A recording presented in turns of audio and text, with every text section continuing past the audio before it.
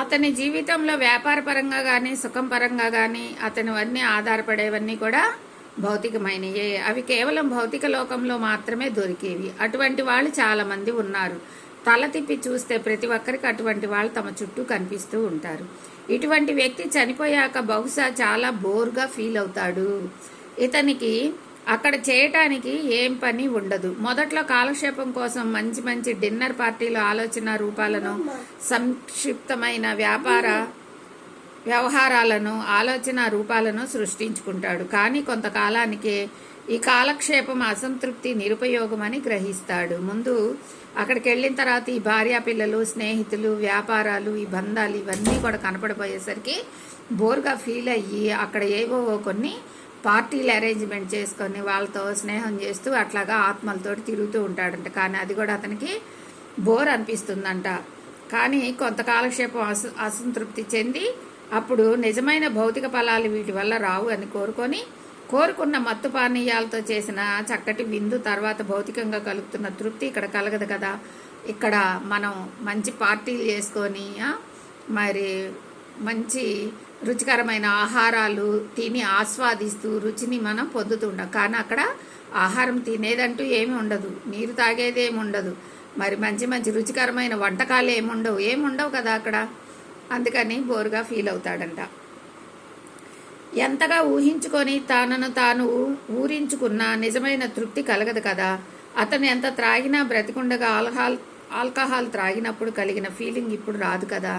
భౌతికంగా మంచి భోజనం తిన్నప్పుడు కలిగే పరిపూర్ణత ఫీలింగు ప్రాణామయ లోకంలో ఉండదు కదా. ప్రాణామయ భోజనం తింటే తినగలదు. సూక్ష్మలోక భూమికల్లో వస్తువుల్ని కొనటం, అమ్మటం కుదరదు. కాబట్టి భూమి మీద మంచి వ్యవహారం నడిపినప్పుడు కలిగిన తృప్తి ఈ పైలోకంలో ఉండదు. ఎంత ఊహించుకున్నా తనకు కావలసినవన్నీ బంగారు నాణ్యాలను ఆలోచన రూపాలలో సృష్టించుకోగలడు. అయితే వాటినేం చేసుకుంటాడు?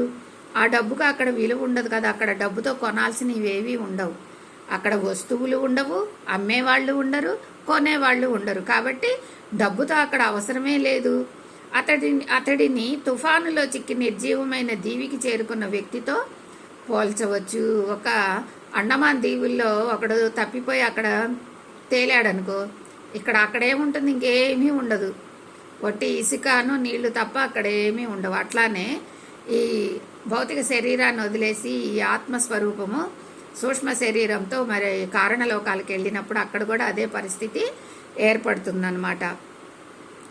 ఎటు చూసినా వెలకట్టలేని విధులు ఆ దీవిలో కొనేవారు లేకపోవటంతో వాటి ఉపయోగం లేక ఒక నాగరిక దేశానికి రవాణా చేయగలిగితే ఎంతో విలువ ఉన్నదైతే సూక్ష్మలోకంలో ఉన్న వ్యక్తి కన్నా ఆ నిర్జర దీవి మీద ఉండే వ్యక్తికి ఒక లాభం ఉంది. అదేమిటంటే అతను ఏదో ఒక నాటికి రక్షింపబడతాడు.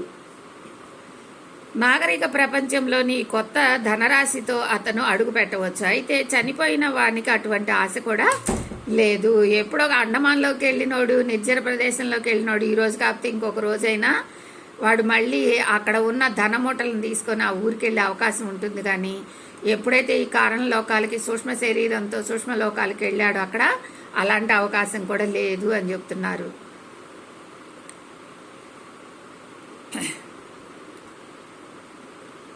అయితే చనిపోయిన వానికి అటువంటి ఆశ లేదు. ఈ పైలోకానికి వచ్చేటప్పుడు అతను తన వెంట తెచ్చుకునేదల్లా అనుభవం మాత్రమే, గత జన్మల అనుభవం, తన ప్రజ్ఞాత్మలోని నిక్షిప్తం చేసిన అనుభవాజ్ఞం. ఎప్పుడైతే మనం ఈ జీవించి ఉన్నంతకాలం ఎటువంటి అనుభవాలనైతే మనం పొందుతామో వాటిని మాత్రమే ఆ సూక్ష్మ శరీరంతో మనం తీసుకోగలుగుతాము. ఈ ధనాలు కానీ, ఐశ్వర్యాలు కానీ, బంధాలు కానీ ఏవి కూడా మనం తీసుకువెళ్ళలేము. తాను క్రమేపీ పరిణితి చెందుతూ ఆ జ్ఞానాన్ని మరింతగా భౌతిక స్థాయికి తెచ్చుకోగలుగుతాడు. ఉండే కొంది అది ఫస్ట్లో బోరు కొట్టిన తర్వాత నిజాన్ని తెలుసుకొని ఆత్మ పరిణితి చెందే కొంది ఆ జ్ఞానాన్ని తాను తెలుసుకుంటాడు. నేను తెచ్చుకుంది నా అనుభవాలు మాత్రమే, నేను ఎటువంటి జీవితం అనుభవించానో ఆ అనుభవాన్ని మాత్రమే నేను నాతో తెచ్చుకోగలిగానని చెప్పి గ్రహిస్తాడు. ఇటువంటి అసంతృప్తి కలుగుతుంది. తనకి అలవాటైన ఆటల విషయంలో హాయిగా గోల్ఫ్ ఆట ఆడి ఉండొచ్చు, ఆడాలి అనుకుంటూనే అక్కడ కూడా గోల్ఫ్ ఆడుకోపోవచ్చు. అయితే తొందరలోనే విసుగు కలుగుతుంది అతనికి. ఎందుకంటే బంతి కొట్టే ప్రతిసారి ఆ బంతి ఎక్కడికి పోవాలనుకుంటాడో అది సరిగ్గా అక్కడికే పోయి పడుతూ ఉంటుంది. ప్రతిసారి గెలుస్తూనే ఉంటాడు. ఒకసారి బంతి పడటం ఇంకోసారి పడకపోవటం అంటూ ఉండదు. ఆటోమేటిక్గా బంతి వెళ్ళి కన్నంలో పడిపోతూ ఉంటుంది. తాను ఏమనుకుంటున్నాడో అది ఆలోచన రూపం తీసుకుంటుంది. అది అతనికి కోరికను నెరవేరుస్తుంది. అలా జరిగితే ఎంత బోర్ కొడుతుందో ఆలోచించండి.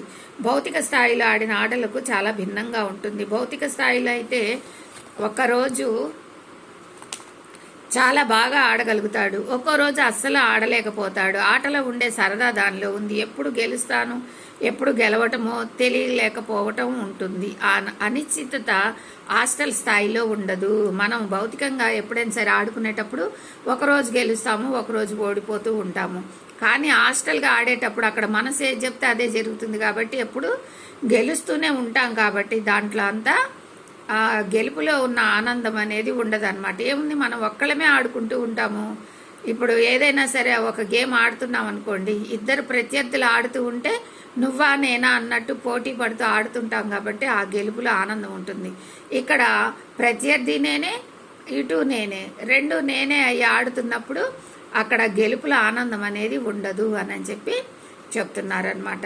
ఈరోజు స్వాధ్యాయం ఇది ఫ్రెండ్స్. మరి రేపు ఇంకా సూక్ష్మలోకాల్లో ఇంకా ఎటువంటి అనుభవాలతో ఈ సూక్ష్మ శరీరం మరి ఉంటుందో ఇంకా మరికొన్ని వివరాలతో రేపు మనం స్వాధ్యాయంలో తెలుసుకుందాం. ఈరోజు స్వాధ్యాయం ఇది. Thank you friends. Thank you.